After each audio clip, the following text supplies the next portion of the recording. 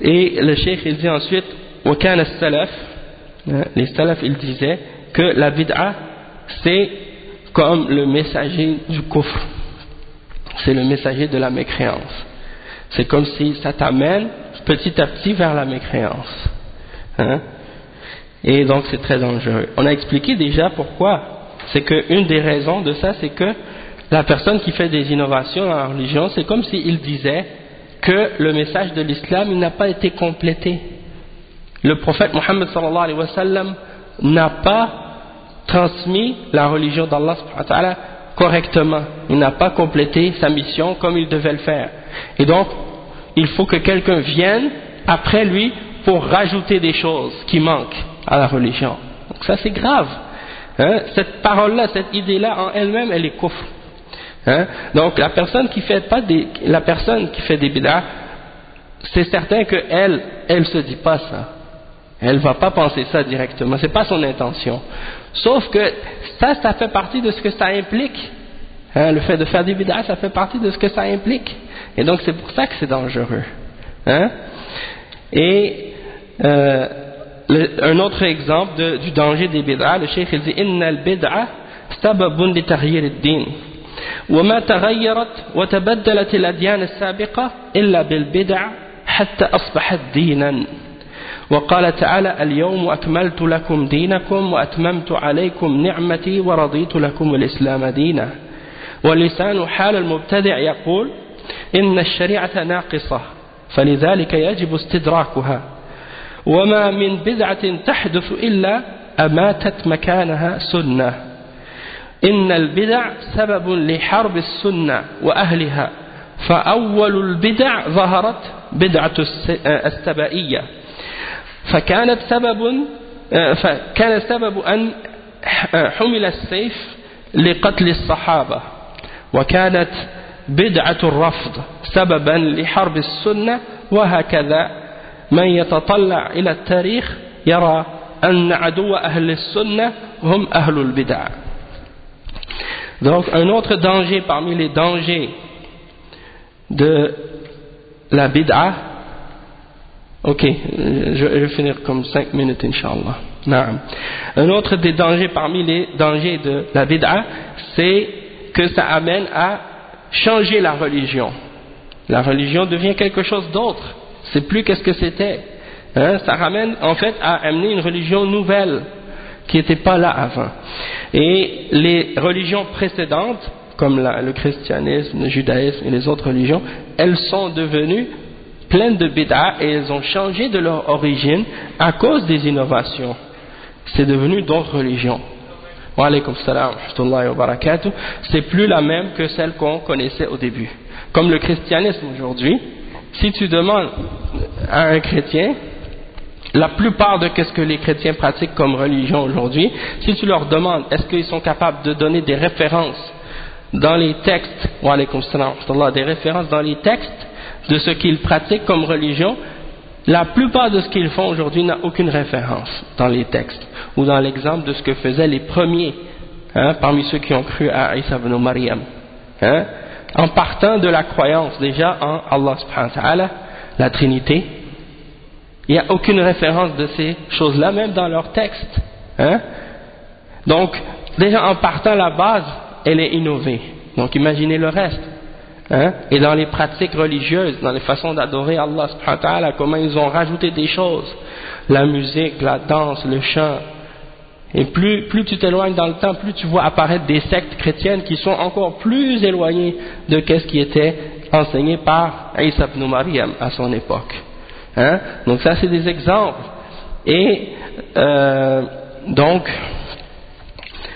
ça fait que la religion devient quelque chose d'autre. La même chose pour le judaïsme. Si tu regardes les enseignements, qu'est-ce que Moussa il pratiquait comme religion, ou les prophètes, si tu regardes qu'est-ce que les juifs font aujourd'hui comme religion, tu vois que c'est totalement différent. Il n'y a aucun rapport entre eux et qu'est-ce que les prophètes suivaient comme religion. La religion, elle a tellement changé que tu ne peux plus la reconnaître. Et donc, ça c'est un des dangers par rapport également à l'islam. Et le prophète sallallahu alayhi wa sallam a dit, Allah subhanahu wa ta'ala, il dit dans Surat Al-Ma'idah, le verset 3, aujourd'hui j'ai complété pour vous votre religion et j'ai parachevé sur vous mon bienfait et j'ai agréé l'islam comme religion pour vous. Et en fait, comme je disais tout à l'heure, l'état de ce que dit le Muqtadi en réalité, qu'est-ce qu'il dit par ses actions, c'est comme si il disait que, indirectement, que la religion elle est incomplète, la charia elle est incomplète, donc il faut ramener des choses qui manquent dedans. C'est ça que le Muqtadi dit indirectement. Hein? Et il dit, il n'y a pas une bid'a qui est apparue excepté qu'elle a tué une sunna à sa place. Hein?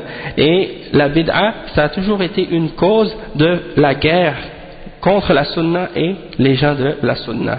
Et les premières bid'a qui sont apparues, comme la bid'a des Saba'iyya, c'est d'Abdullah ibn Saba, hein, qui était un juif du Yémen, qui est entré parmi les musulmans, qui s'est fait croire comme étant musulman alors qu'il était juif, puis il en a profité pour créer la zizanie et des problèmes entre les musulmans, et c'est lui qui est à l'origine et à la source de plein de sectes, hein, et de plein d'égarements par la suite parmi les musulmans.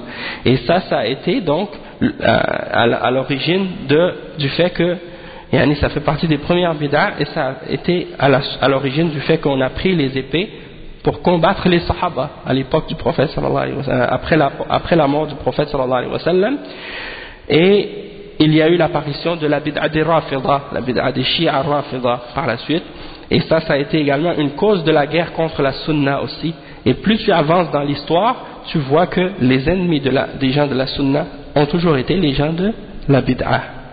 Ok, et on va terminer avec le dernier petit point qui est mentionné parmi les dangers de la bid'a.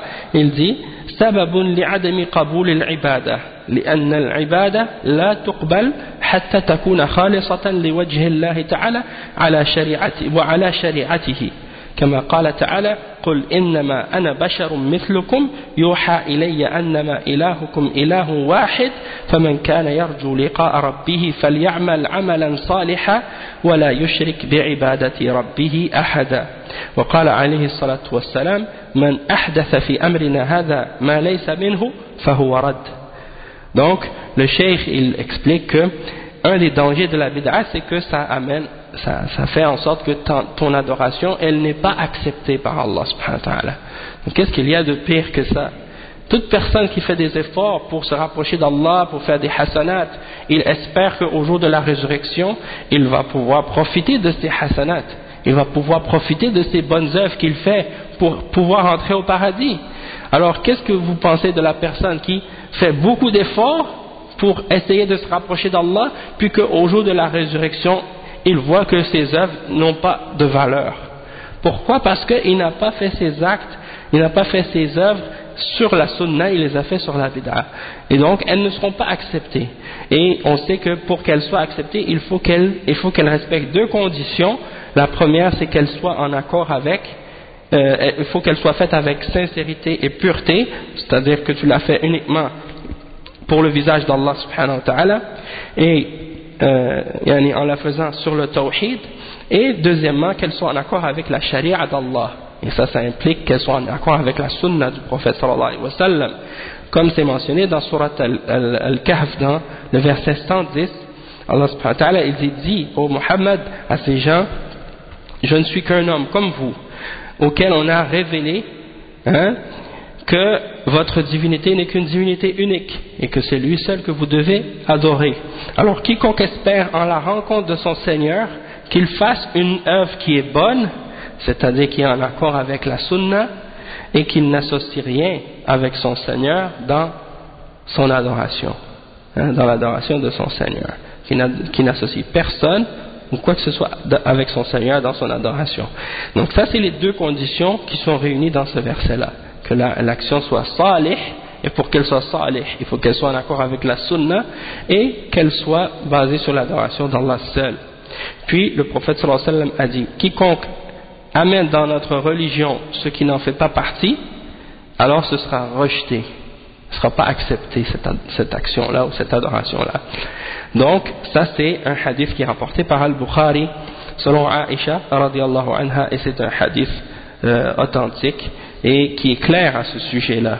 Donc on va s'arrêter ici pour aujourd'hui. Demain on continuera la suite. Le point numéro 7, mawqifu salaf min ahli al-bid'ah. Ça c'est un point important, c'est-à-dire la position des salafs vis-à-vis des gens de bid'ah. Comment ils agissaient avec les gens de bid'ah. Puis le cheikh il mentionne plusieurs exemples à ce sujet-là. Donc on va s'arrêter ici. Subhanakallah wa bihamdika ashhadu an la ilaha illa ant astaghfiruka wa atubu ilayk. بارك الله فيكم وجزاكم الله خيرا والسلام عليكم ورحمة الله وبركاته.